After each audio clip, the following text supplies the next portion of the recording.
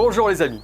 Alors aujourd'hui, comme vous pouvez le voir, on est sur notre fameux balcon test. Où vous vous souvenez, on avait fait une vidéo pour avoir des légumes sur son balcon. Et aujourd'hui, je vous propose qu'on parle plantes aromatiques.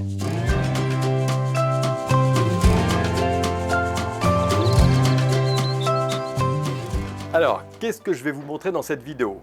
Déjà, je vais passer en revue les caractéristiques de ces différentes aromatiques que j'ai sélectionnées pour vous.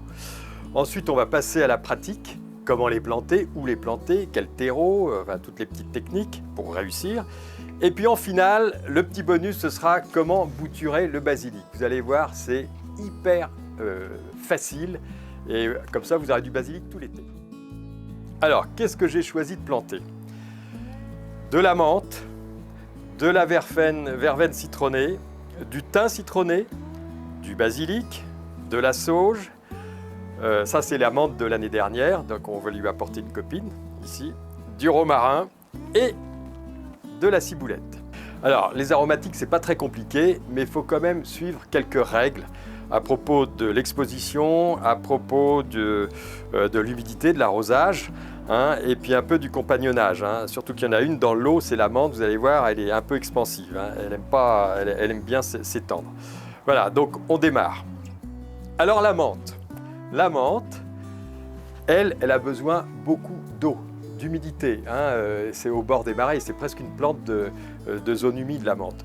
Donc il faut la mettre avec un apport d'eau régulier, et ici, mon copain, il a choisi les fameux Oya. Alors c'est très bien parce que ça fait une réserve d'eau en permanence, il y a un petit couvercle et vous remplissez l'Oya d'eau et l'eau passe par le côté porosité de l'argile et du coup votre menthe elle est en permanence en contact avec l'humidité, c'est l'essentiel.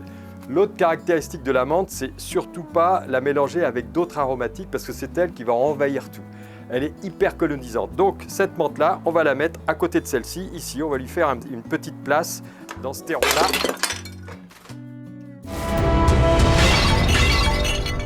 Alors, comme vous l'avez entendu, j'ai pété un pot. Heureusement, pas sur la tête d'une grand-mère. Donc on en prend un autre petit. Le pot, c'est uniquement pour pouvoir mettre le vieux terreau, qui est complètement épuisé, dans ce pot-là. Et je vais remplacer, donc j'aurais fait un trou, je pourrais mettre la menthe à cet endroit-là. Donc menthe avec menthe, bien séparées, on va les mettre là. Après, on continue. Dans les aromatiques qui aiment bien l'humidité, mais toujours le soleil, de toute façon, aromatique, qui dit aromatique, dit arôme. Arôme, pourquoi? Parce qu'elle dégage des huiles essentielles. Et plus il y aura de soleil, plus il y aura de chaleur, plus elles seront parfumées. Donc vraiment, ça c'est vraiment le point essentiel, bien au soleil. Mais par contre, avec de l'humidité, c'est le cas de la verveine citronnelle comme ici. C'est le cas aussi, toujours soleil mais humidité, du basilic. Le basilic, toujours veiller à ce que ce soit bien en présence d'humidité. Ils sont super bons déjà.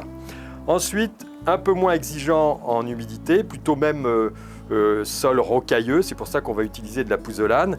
C'est ce qui reste, c'est-à-dire la sauge, le thym citronnelle, la ciboulette, le romarin. Le romarin, par exemple, comme le thym, c'est des plantes de garrigue qui poussent dans le caillou. Donc il faut un bon terreau, mais mélangé avec de la pouzzolane. Donc on a passé en revue un petit peu les exigences de toutes ces aromatiques. Rappelez-vous, soleil, de toute façon un bon terreau, très bon drainage. Là aussi, je n'ai pas dit, mais c'est fondamental, le drainage. Il faut que le pot, la jardinière, soit au fond avec un lit de pouzzolane pour qu'il y ait cet effet drainant. Donc maintenant, séance plantation. Alors, vous commencez à me connaître, le ziril, j'en prends tous les matins au petit déjeuner. Blague à part, le ziril, systématiquement, quand vous plantez quelque chose, que ce soit en pot, en jardinière ou en pleine terre, ayez le réflexe de tremper le végétal avec sa motte dans une solution dans laquelle vous avez mis l'eau ziril. Voilà, donc on agite et je vais commencer par les plantes qui aiment bien l'humidité, le basilic et la verveine citronnelle. Alors, le petit réflexe tout simple, un pot, pour ne pas endommager la motte, vous pressez un petit peu comme ça et ça vient tout seul normalement. On va peut-être arracher 2-3 racines, mais justement, l'eau ziril, il va permettre un développement racinaire qui va être complètement boosté. Alors, ces deux-là, on va les mettre dans cette jardinière-là. Alors, au fond, je vous ai expliqué, pouzzolane pour le drainage, qui permettent justement l'évacuation de l'excès d'eau. Et ensuite, le terreau. Donc là, on a choisi un terreau horticole. C'est un terreau qui est enrichi en engrais organiques et qui permet d'avoir des éléments nutritifs pour vos plantes pratiquement pendant 5 mois. Il n'y aura aucune nécessité de rajouter de l'engrais, donc ça c'est un super avantage. Pas à s'embêter, à se dire est-ce que j'ai remis de l'engrais, j'en ai mis assez, pas assez. Là, il y a une réserve de nutriments pour environ 5 mois. Donc là, je les mets en place, je vais compléter avec du terreau. Là, je mets la verveine. Alors, c'est vrai que, bon, elles vont être un petit peu serrées, mais sur un balcon, c'est pas comme dans un grand jardin, on n'a pas une place énorme, donc on est obligé d'optimiser les contenants. Alors, une fois que vous avez bien tassé le terreau autour, ce qu'on peut faire, c'est rajouter un paillis. Ça peut être du paillis de lin, de la cosse de sarrasin, paillettes de chanvre, ou si vous n'en avez pas sous la main, vous pouvez rajouter un petit lit de pouzzolane. Ça va limiter les pertes d'eau par évaporation. Il y a un petit bac, donc le bac va vous servir à regarder s'il y a nécessité ou pas d'arroser à nouveau. Idéalement, c'est qu'il y a juste un petit peu d'eau au fond, ça veut dire que là, c'est bien. Voilà, donc la jardinière de basilic et de verveine citron, elle est prête. Je la pose à côté, je fais attention de ne pas renverser mon bac de Zyril. Parce que là, du coup, la pauvre grand-mère, non seulement elle aurait le crâne fêlé, mais en plus, elle aurait un shampoing à l'eau Zyril, ce ne serait pas le but du jeu. Et puis, j'enchaîne avec les autres aromatiques. Et on continue avec celle qui aime l'humidité. Je vous ai parlé tout à l'heure de la menthe.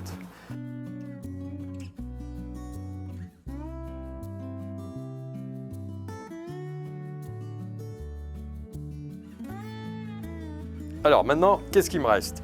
Il me reste du thym citronné, le voilà, de la sauge, et ici, j'avais la ciboulette et du romarin. Alors, une des caractéristiques de ces aromatiques par rapport aux autres dont je vous ai parlé tout à l'heure, c'est qu'elles ont moins besoin d'eau finalement, et surtout elles ont besoin d'un substrat, donc d'un terreau qui soit très allégé. C'est des plantes qui poussent dans la rocaille, dans la garrigue, le thym, le romarin. Je vais mélanger dans mon terreau un peu de pouzzolane, pour justement l'alléger au maximum. Et en plus, elles affectionnent des terrains vraiment relativement pauvres, à la limite. Ok, allez, c'est parti.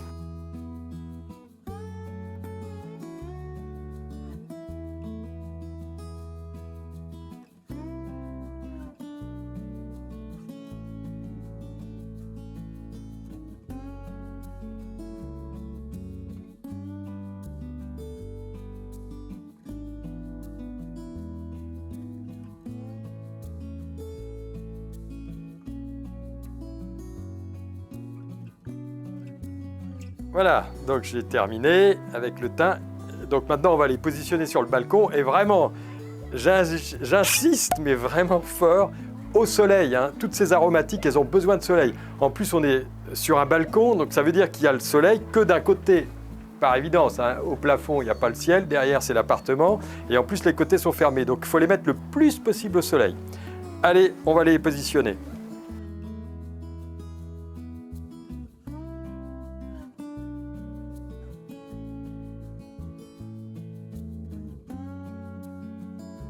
Tac, nickel. Et en plus, à portée de la main pour le mojito.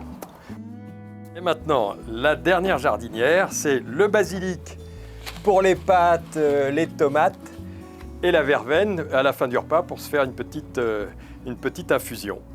Et puis, j'allais oublier, je vais vous montrer, je vous l'avais promis, comment faire des boutures de basilic. Voilà.